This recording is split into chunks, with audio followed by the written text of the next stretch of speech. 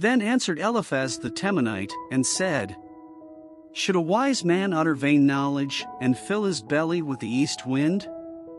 Should he reason with unprofitable talk?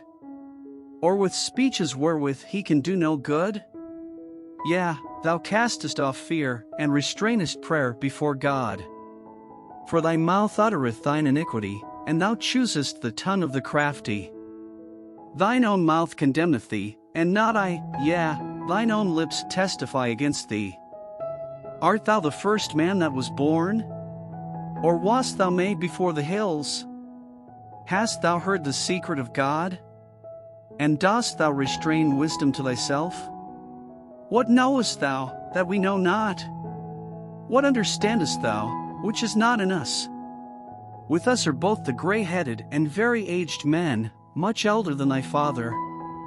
Are the consolations of God small with thee? Is there any secret thing with thee? Why doth thine heart carry thee away? And what do thy eyes wink at? That thou turnest thy spirit against God, and lettest such words go out of thy mouth? What is man, that he should be clean? And he which is born of a woman, that he should be righteous? Behold, he putteth no trust in his saints, yea, the heavens are not clean in his sight. How much more abominable and filthy is man, which drinketh iniquity like water? I will shew thee, hear me, and that which I have seen I will declare, which wise men have told from their fathers, and have not hid it. Unto whom alone the earth was given, and no stranger passed among them. The wicked man travelleth with pain all his days, and the number of years is hidden to the oppressor. A dreadful sound is in his ears, in prosperity the destroyer shall come upon him. He believeth not that he shall return out of darkness, and he is waited for of the sword. He wandereth abroad for bread, saying, Where is it? He knoweth that the day of darkness is ready at his hand.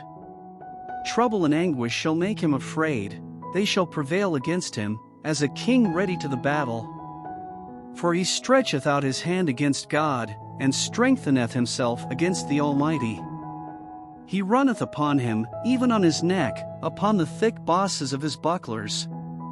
Because he covereth his face with his fatness, and mocketh collops of fat on his flanks. And he dwelleth in desolate cities, and in houses which no man inhabiteth, which are ready to become heaps. He shall not be rich, neither shall his substance continue, neither shall he prolong the perfection thereof upon the earth. He shall not depart out of darkness, the flame shall dry up his branches, and by the breath of his mouth shall he go away. Let not him that is deceived trust in vanity, for vanity shall be his recompense. It shall be accomplished before his time, and his branch shall not be green. He shall shake off his unripe grape as the vine, and shall cast off his flower as the olive. For the congregation of hypocrites shall be desolate, and fire shall consume the tabernacles of bribery. They conceive mischief, and bring forth vanity, and their belly prepareth deceit.